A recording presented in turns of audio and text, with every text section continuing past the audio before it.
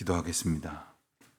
하나님 아버지, 하나님의 크신 은혜 가운데에 이 아침도 다시금 주의 전에 모여 이처럼 찬송하게 하시고, 특별히 저희에게 교회 공동체를 주셔서 교회를 통하여 그리스도의 인도하심을 경험하고 또 하나님의 뜻을 깨닫고 또 함께 믿음의 길을 걸어갈 수 있는 은혜를 다시금 상기시켜 주시니 감사를 드립니다. 저희가 그저 눈에 닿는 대로 사람들이 함께 모여 교회를 이루는 줄 알 때도 있고, 그래서 내가 원하는 공동체가 되어야 마음이 편해지고 또 그리하지 못하면 불평하고 원망하며 그렇게 교회조차도 내 뜻대로 되어지기를 바라지만, 교회의 머리이신 그리스도께서 저희를 하나님의 거룩하신 은혜 가운데 인도하시고자 머리가 되시고 또한 저희를 각 지체 삼아 주셨사오니, 저희 교회가 그러한 온전한 그리스도의 몸된 교회 될 수 있도록, 그리고 그 몸에부터 상합한 각 지체로서의 삶을 저희 성도들이 살아갈 수 있도록 오늘도 온전히 주장하여 주시기를 기도드립니다. 예수님처럼 생각하게 하시고 예수님처럼 살아가게 하시며 예수님처럼 소망하게 하시고 예수님이 걸어가신 그 길로 담대히 그리고 온전히 믿음으로 순종하며 걸어갈 수 있도록 인도하여 주시기를 기도드립니다. 그리스도를 머리로 한다 하면서 각 사정마다 때마다 자기 뜻을 주장하고 고집하는 것이 아니라 오직 저희의 생각은 시간이 갈수록 흐려지게 하시고, 그리고 저희의 고집은 사라지게 하시고 오직 주님의 거룩한 역사만 선명히 드러날 수 있도록 은혜를 베풀어 주시기를 기도드립니다. 믿음으로 살고자 하는 저희들이 과연 어떻게 사는 것이 주님이 기뻐하시는 성도의 삶인지를 말씀을 통해서 온전히 깨닫게 하시고, 말씀이 이끄시는 대로 오늘도 저희들의 생각을 주님 앞에 의탁하는 귀한 날 되게 하여 주시옵소서.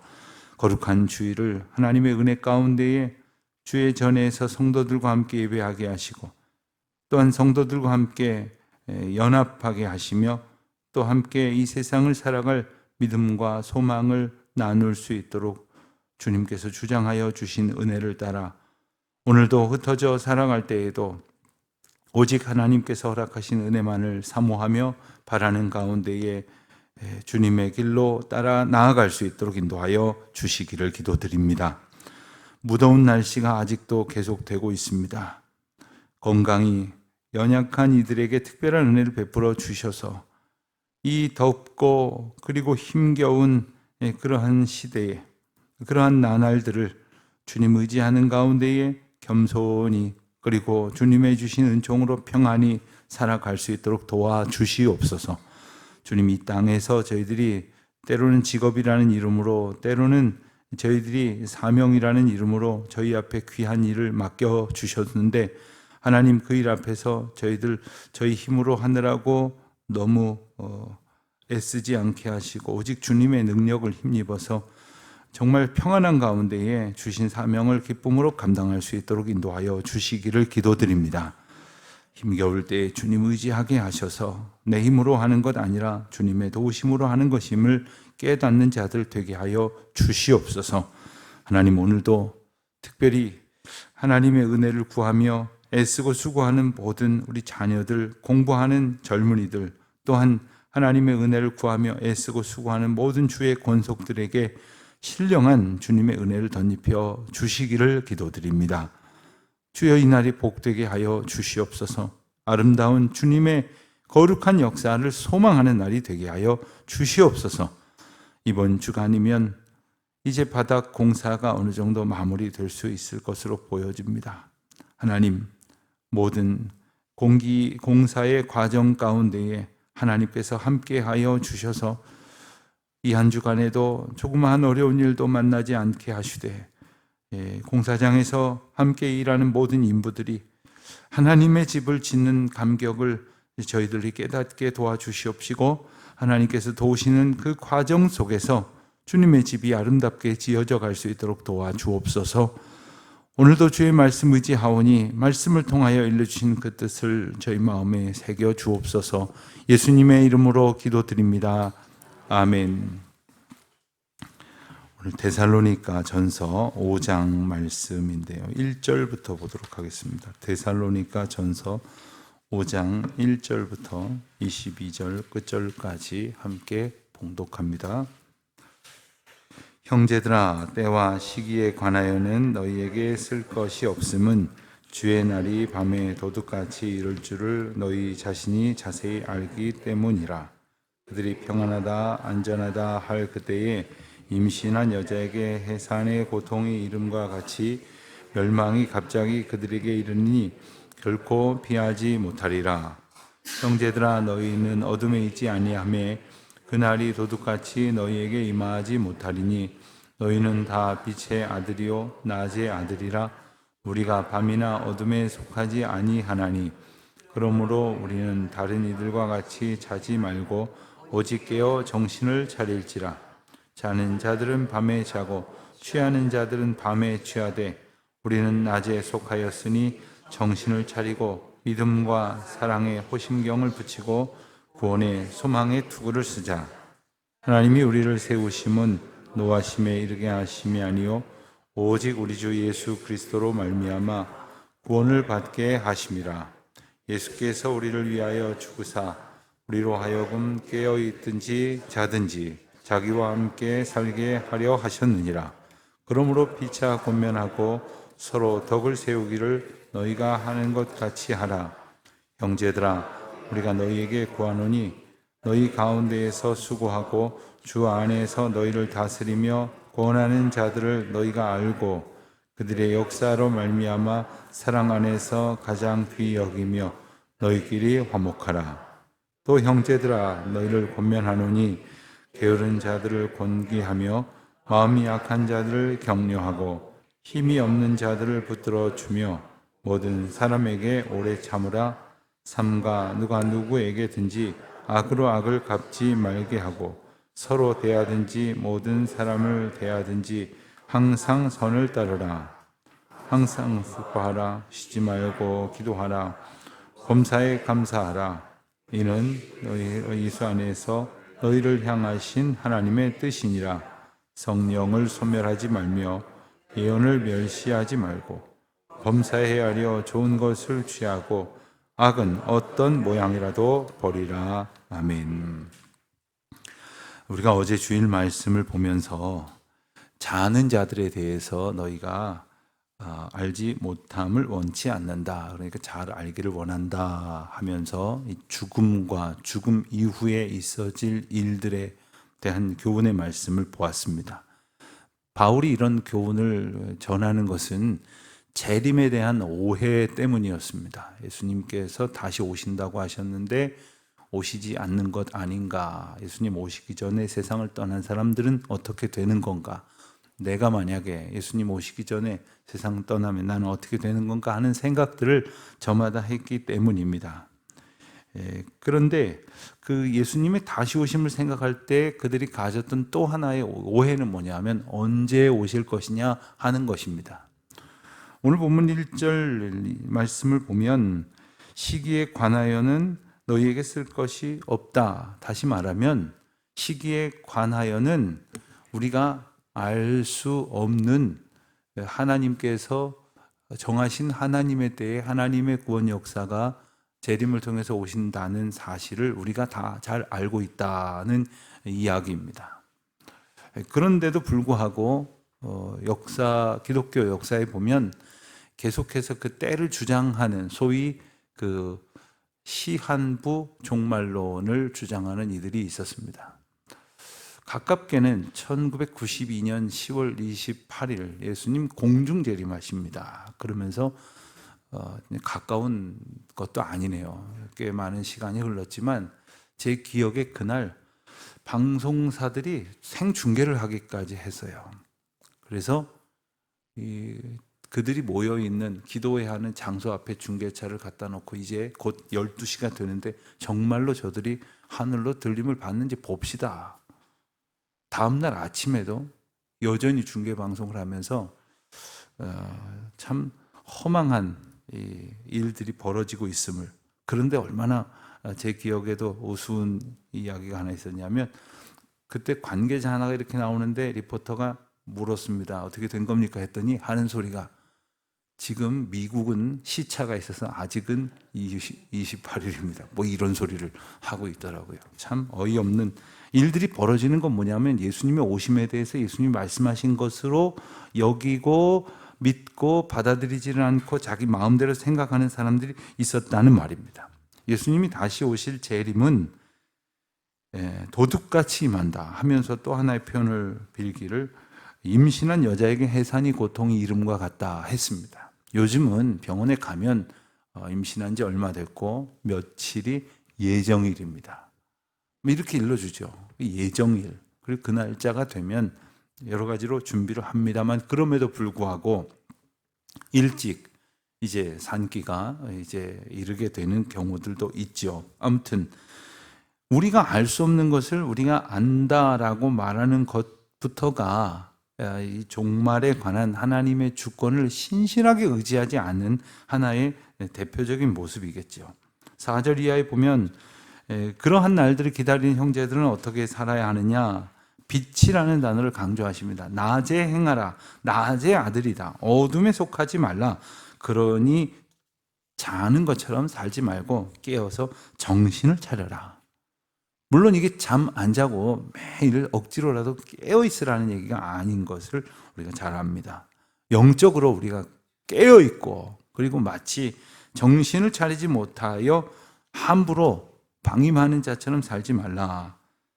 하나님께서 9절을 보면, 우리를 세우신 것은 노하심에 이르게 하심이 아니요 예수 그리스도로 말미암아 구원을 받게 하려 하심이라. 여기서 노한다는 것은 여러 가지 감정을 포괄하는데, 때로는 우리가 뜻대로 되지 아니한다고 해서 마음의 평정을 잃거나, 혹은 어려운 일을 만나서 실망하거나, 혹은 대적하는 자들을 만나서 분노하거나, 그래서 우리가 예수님의 인도하심 가운데에서, 예수님의 세우심 가운데에서 점점 더 주님께로 이끄시는 그 길로 걸어가게 하신 것이지, 우리가 갖는 생각으로 인하여 그때그때 내 마음대로 막 분노했다가 또 열정을 보였다가 또 그것을 다 뒤집어 엎었다가 이렇게 살아서는 안 된다는 말씀이죠. 10절에 보면, 우리를 위하여 죽으사 우리로 하여금 깨어있든지 자든지 자기와 함께 살게 하려 하셨느니라.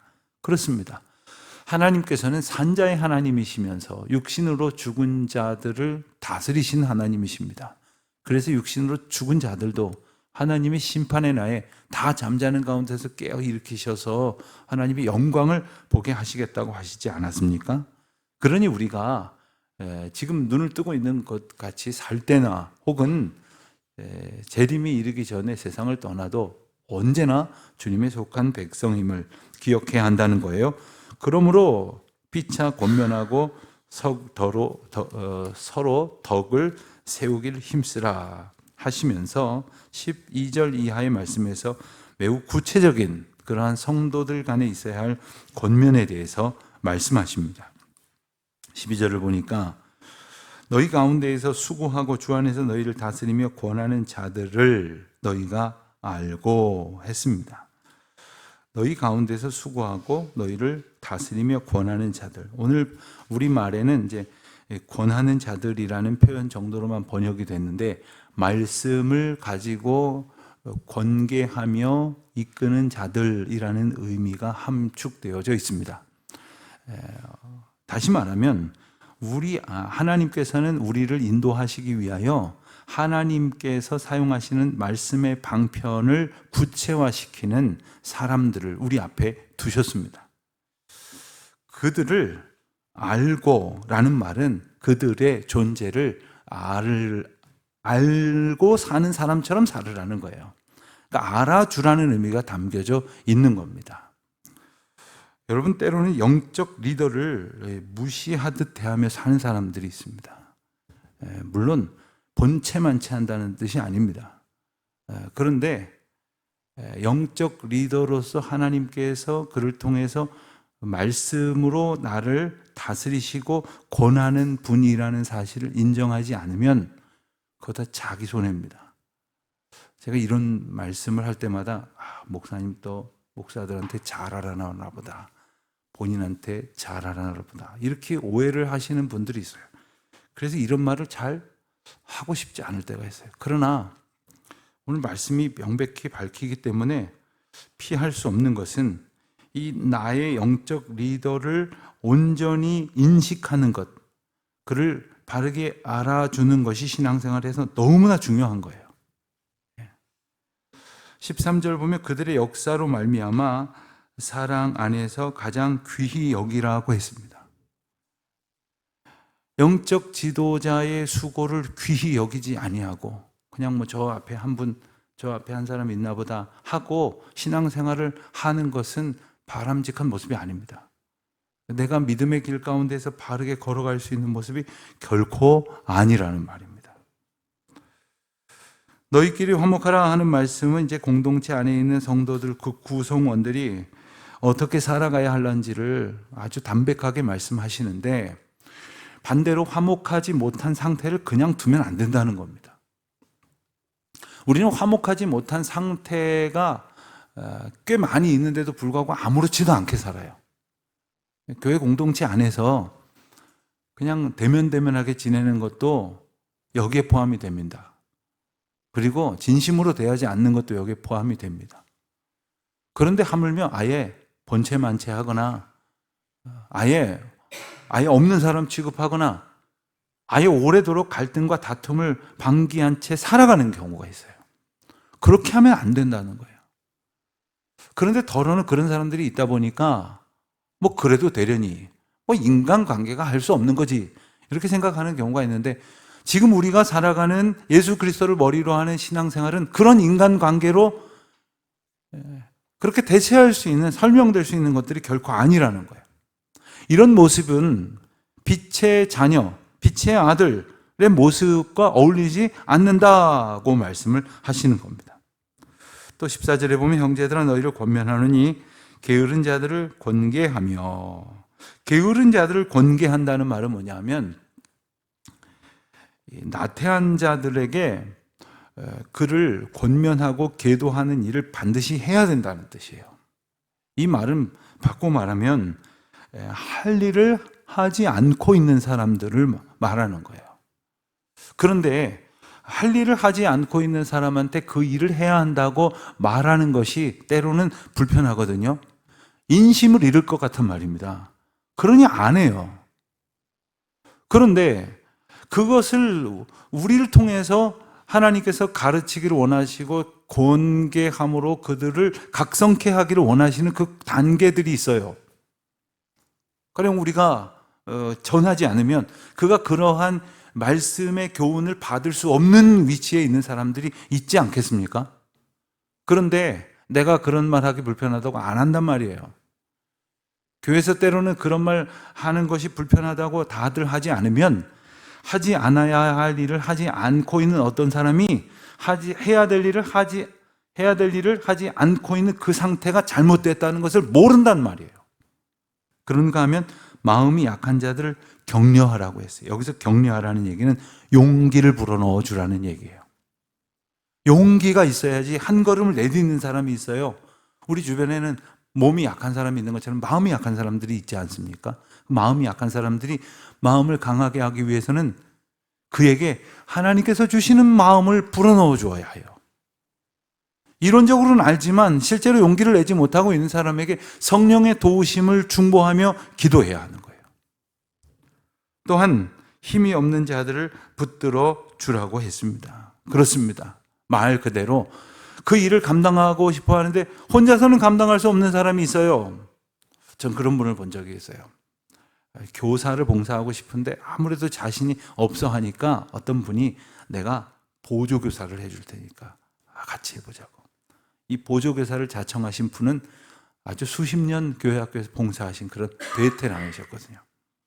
그런데 내가 보조하겠다고. 용기를 한번 가지고 한번 해보자고. 이것이 바로 빛의 자녀들의 모습이에요. 이것이 바로 하나님께서 우리 공동체를 묶어주신 이유죠. 그리고 모든 사람에게 오래 참으라. 오래 참는 하나님의 사랑으로 풍성한 우리 모두가 되어야 하겠습니다. 15절 말씀 보면 악으로 악을 갚지 말게 하고 서로 대하든지 모든 사람을 서로 대하든지 항상 선을 따르라 말씀하셨습니다. 여기서 선이라고 하는 것은 아가도스라고 하는 말인데 좋은 것이라는 뜻이에요. 좋은 편을 택하라라는 말이에요. 여러분 고민하다 보면 이렇게 하는 것보단 이렇게 하는 게 좋겠다라고 생각이 드신다면 그 좋은 방편을 택하라는 거예요. 또 기도하다 보니까 그렇게 하기보다는 이렇게 또 하면 더 좋겠구나 하는 생각이 들면 그렇게 하라는 거예요. 그러니까 더 귀한 방편으로 대하라는 거예요. 그렇게 따르라는 겁니다. 16절부터의 말씀은 우리가 너무나 잘 아는 말씀이죠. 항상 기뻐하라, 하시지 말고 기도하라, 범사에 감사하라. 이것이 바로 우리를 향한 하나님의 뜻이다. 때로 우리가 그런 말 하죠. 나는 도대체 내가 어떻게 살아야 할지, 하나님의 뜻이 어디에 있는지, 하나님은 나에게 뭘 원하시는지 도무지 모르겠어. 이런 말씀하시는 분이 있는데 성경 가만히 보시면요, 하나님의 뜻이라고 아주 명백히 선명하게 우리에게 일러주시는 말씀들이 있어요. 바로 이런 구절이죠. 이 구절은 너무 잘 아시기 때문에 지나가겠습니다. 성령을 소멸하지 말며, 우리 안에 있는 성령은요, 한 번 성령 충만했다고 해서 계속 성령 충만하지 않습니다. 우리가 성령을 회방하거나 성령이 우리 안에 역사하는 것을 우리가 마땅한 믿음의 고백으로 발하지 않으면 언제든지 성령 하나님은 우리 가운데에서 떠나가세요. 그러니까 우리 가운데 성령께서 언제나 역사하실 수 있도록 성령 하나님을 소원하고 그 하나님의 인도하심을 마땅히 구하며 그 하나님께서 나를 인도하신다는 사실을 날마다 인정해야 합니다. 소망해야 됩니다. 예언을 멸시하지 말라는 말씀도 같은 말씀이에요. 예언, 즉 하나님께서 우리에게 말씀을 주셔서 말씀을 우리에게 맡겨주셨어요. 자, 어제 주일 말씀을 들으셨죠? 오늘 또 새벽에 말씀을 나눕니다. 그런데 이 말씀이 오늘 딱 어떻게 내가 살아가는 어떤 모습 가운데 딱 적용할 수 있으면 너무 좋겠는데, 오늘 말씀이 당장 오늘 살아가는 가운데 이렇게 뭔가 이렇게 딱 맞아 떨어지듯이 이렇게 되지는 않을 때가 있다면, 언젠간 이 말씀을 붙들고 넘어서야 할 영적 위기를 만날 때에 이 말씀으로 그 상황을 뛰어넘으려면 어떻게 해야 됩니까? 받은 말씀을 붙들고 살아가고 있어야 돼요. 받은 말씀을 간직하고 살아가야 한다는 거예요. 그래서 예언이라고 그러는 것이 말씀을 주님께서 우리에게 주셔서 맡기신다는 거예요. 가지고 있어라. 이 말씀을 가지고 넘어서야 할 영적 싸움이 있을 것이고 싸워내야 할 싸움이 있을 것이다. 그러니 주님이 주신 말씀을 다 그냥 어디론가 날려버리지 말고 그 말씀을 꼭 붙들고 묵상하고 기억하면서 살라는 거죠. 범사에 헤아려 좋은 것을 취하라고 했습니다. 여기서 좋은 것이라는 말은 앞서 15절에서 나온 항상 선을 따르라는 말의 좋은 것과는 오히려 조금 번역이 반대로 되어 있다고 하면 오히려 이해가 더 좋으실 것 같아요. 아까 15절에서는 아가도스라는 말로 좋은 것, 더 좋은 것이라고 하는 뜻이었다면 21절에 좋은 것은 선한 것이라고 표현하는 것이 더 정확한, 다시 말하면 예수님께서 요한복음 11장에서 나는 선한 목자다 이런 말씀을 하실 때 예수님에게 있는 그 성품을 표현해 주셨지 않습니까? 그때 사용된 단어가 칼로스라고 하는 단어인데 바로 그 단어를 사용하고 있습니다. 다시 말하면 우리가 모든 상황 속에서 모든 것을 생각하고 판단하고 결정하고 때로는 선택하고 그리고 그대로 준행하는 그 모든 기준은 뭐냐면 선한 목자이신 우리 예수님의 성품이어야 한다는 거예요. 이득이 되는 게 뭐냐? 사람들이 좋아하는 게 뭐냐? 당장 나한테 만족이 되는 게 뭐냐? 이것을 따라가는 것이 아니라 우리 주님께서 가지신 그 선한 그 주님의 성품에 합당한 것이 무엇인가를 생각하고 그대로 행동하는 것이죠. 그것이 어떤 것인지를 선명하게 일러주는 말씀이 그 뒤에 나오는 22절로서 힌트가 되어지는 것이에요. 그것은 결코 악과 함께 있을 수 없는 겁니다. 선한 목자이신 주님을 따른다고 하는 것은 당연히 악한 길에서 떠나 오직 의로운 길로 생명의 길로 걸어가는 것을 의미하는 거예요. 그러니 이것을 21절을 분명히 알려주시려고 22절을 힌트로 주신 것이죠. 악을 모양이라도 버리라고 했습니다. 여러분, 우리가 이야기할 때 어떤 제가 책을 보니까 그렇더라고요. 믿는 사람들이 이야기를 하고 나서 돌이켜서 후회할 때가 참 많다는 거예요. 그런 얘기를 왜 내가 괜히 해가지고 부끄럽고 민망하고 그래도 믿는 사람들끼리 교회 성도들끼리 오래간만에 만나서 겨우 그런 얘기밖에 할 게 없나? 이런 생각이 들 때가 있다는 거예요. 여러분, 그런 때를 나중에 후회하지 않으려면 어떻게 하면 좋겠습니까? 그 책에서 이런 소개를 하더라고요. 마치 성령님이 옆에 앉아 계시다고 생각하고 대화를 해봐라, 이러는 거예요. 그런데 이 말도 사실은 한 번, 두 번은 그런 것 같은데 성령님이 안 보이시니까 또 금방 안 계신 것처럼 내 마음대로 한다는 거죠. 그 책에서 말하는 더 좋은 방법이 있대요.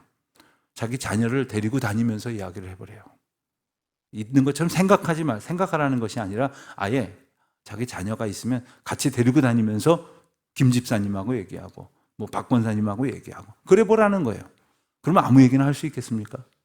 자녀 부끄러운 얘기 그 앞에서 할 수 있겠습니까? 여러분, 우리가 악을 모양이라도 버리기 위해서 이런 방법도 생각할 수 있지만 궁극적인 것은 성령 하나님과 동행함으로써 선한 목자이신 예수 그리스도의 길로 따르고, 그리고 당연히 악은 흉내도 내지 않고 모양도 두지 아니하는 순전한 삶을 살게 될 수 있게 될 것입니다. 그것이 빛의 자녀로 우리를 부르신 주님의 뜻임을 기억하며 순종하는 우리 모두가 되시기를 축원드립니다. 하나님 아버지, 오늘도 저희를 인도하여 주시고 말씀으로 지켜주시니 감사합니다. 그 뜻대로 살아갈 수 있도록 부족한 저희들에게 성령의 도우심을 허락하시옵소서. 예수님의 이름으로 기도드립니다. 아멘.